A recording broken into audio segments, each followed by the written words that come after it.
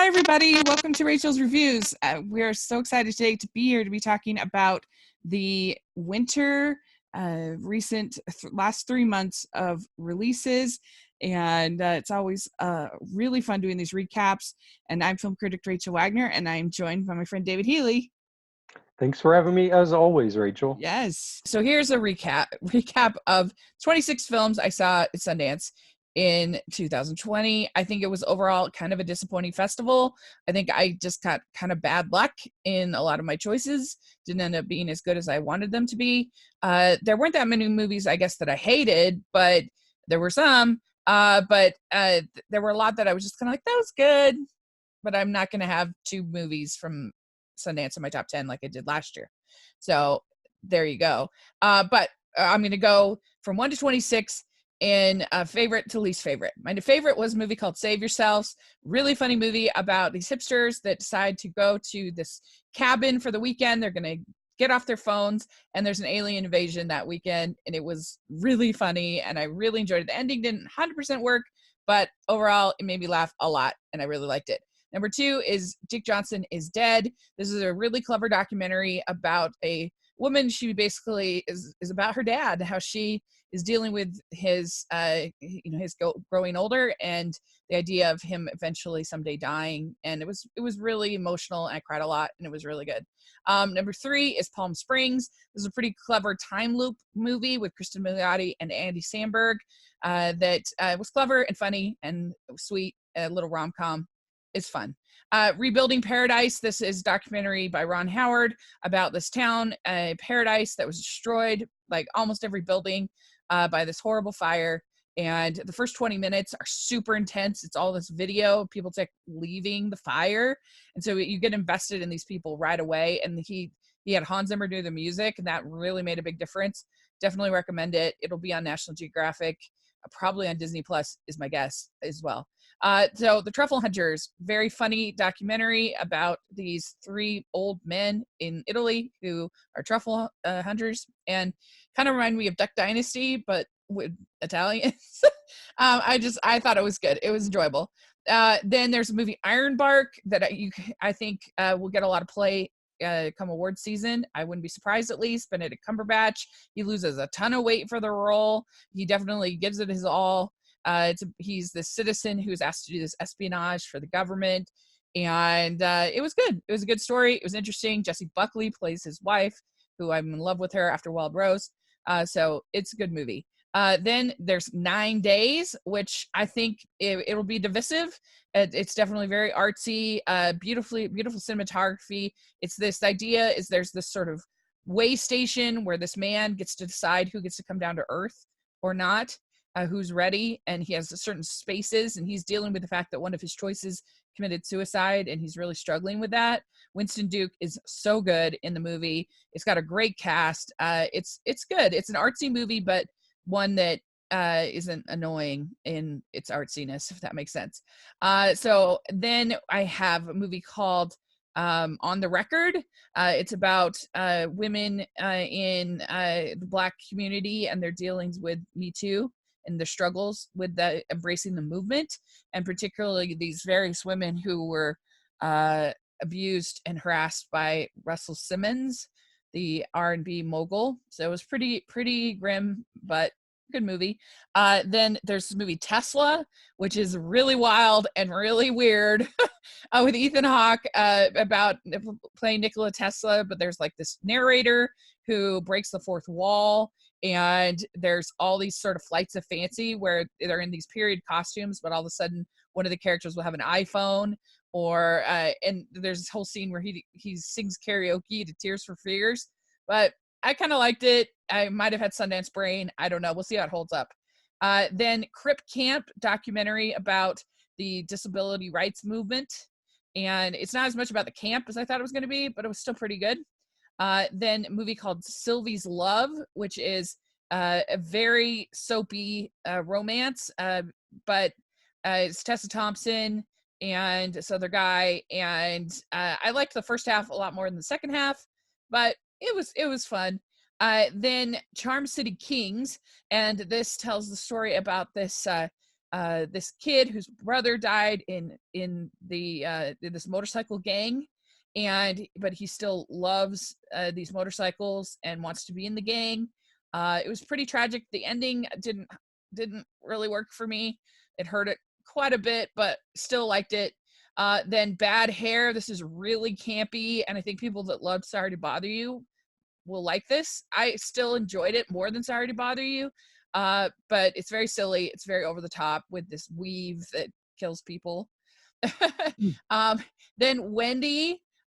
So I think this movie is beautiful. I think it has lots of interesting ideas, but it didn't 100% work for me. It was hit and miss as far as the story and the tone that they were able to get. But overall, I think the good outweighs the negatives, and I would still definitely recommend it.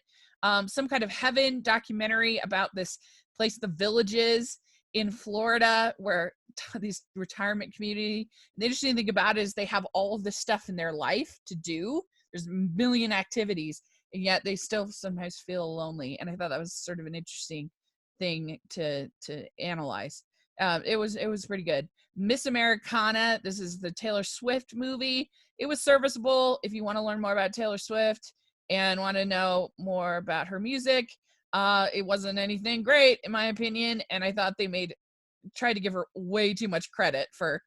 They try to compare her to the Dixie Chicks, and I'm like, hold on, that was at the height of the Iraq War, and they were actual country singers.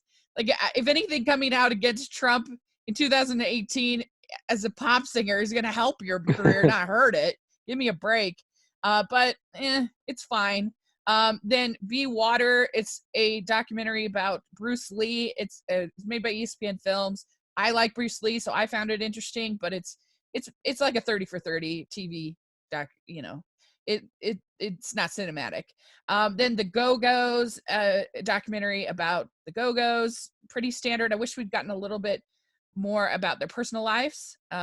We really don't learn much about who they are as people. It's just about the band, and it's pretty standard, but entertaining enough. Then there's Downhill. So I haven't seen the original French film, which I've heard is hilarious. This is one of those movies that thinks people fighting a lot is inherently funny, which is not. And I don't know, it was just kind of unpleasant. I didn't really enjoy it, despite the efforts of the cast. Then Us Kids, you feel like a terrible person not liking this movie because it's about the Parkland kids, but it wasn't about the Parkland kids. I didn't get to know them at all. I didn't know anything about them. Everything in the movie is all stuff I already knew. And so I didn't think it was a very good documentary. So that's where it is. Then Spaceship Earth, which I was really excited about because it's about this biodome thing in the 90s. I thought it was going to be really cool. It was so boring. Ugh, they told it would just it was like going to a lecture. It was so dull. And then Worth, that's with Michael Keaton, great cast, Stanley Tucci, but I just didn't think the story was very interesting, and I felt like this story didn't need to be told. Even though it's well done. Then there's 4 Good Days. This stars Glenn Close and Mila Kunis. It starts out really strong. Mila Kunis is a drug addict, and Glenn Close is her mother, but the ending went totally off the rails. I didn't buy for a second the choices that her character made. It wasn't great. Then we have The Glorias, and this is about Gloria Steinem, and it jumps back to all these different times of her life. It tries to cover way too much. It just becomes they have this, I didn't like the narrative structure. I didn't like it literally covers every detail about her life from as a little girl. And then you have the structure of she's on this bus on this road trip with the various versions of herself, and they're kind of making commentaries all the way through. And it has some good acting, but I thought it was kind of terrible. I didn't like it. And then then we have a Cajillionaire, which I guess this Miranda July is like it's Sundance Darling, the director. But I hated this movie. I thought it was so repetitive that she kept playing the same jokes over and over again. I didn't like any of the characters. I thought they were terrible. It had a few laughs, but then they beat those laughs into the ground. So I broke the 100%. I'm in the minority. I didn't like it at all. I thought it was so insufferable and annoying and trying to be Napoleon Dynamite and failing really bad. And then last is Horse Girl, which I hated. I thought it was pseudo sci-fi garbage. It's trying to say something about mental health and it fails spectacularly. It turns her, like, I hate it in movies when they take somebody that has a severe mental illness and it's like, oh, you're quirky special thing that only you have. And I hated it so much. It was painful to get through. So there you go. That is my Sundance movies that I saw. And I've already seen Horse Girl, so Yeah. it could be my number one. Oh no. Who knows? I Who guess we'll have knows? to wait and see. So there you go. That was Sundance 2020. So we did it. We made it Yay. through. Where can people find you? You can find me on Twitter. I am the David Healy. And you can also find both of us on Facebook in a group called Film Freaks. It's facebook.com/Film Freaks Group. Great. You can find me at Rachel's Reviews, all of our social media, iTunes, YouTube, and on Rotten Tomatoes. So check that out. And you can find all of my reviews for every single film that I watched at Sundance on my blog at rachelsreviews.net. So check that out as well. And yeah, and if you're listening on iTunes, if you could give us your ratings and reviews, we really appreciate it. And if you are listening on YouTube, please give us a thumbs up, subscribe to the channel. We sure appreciate that as well. We have our Patreon group, which is really fun. So check that out. We do giveaways and exclusive content.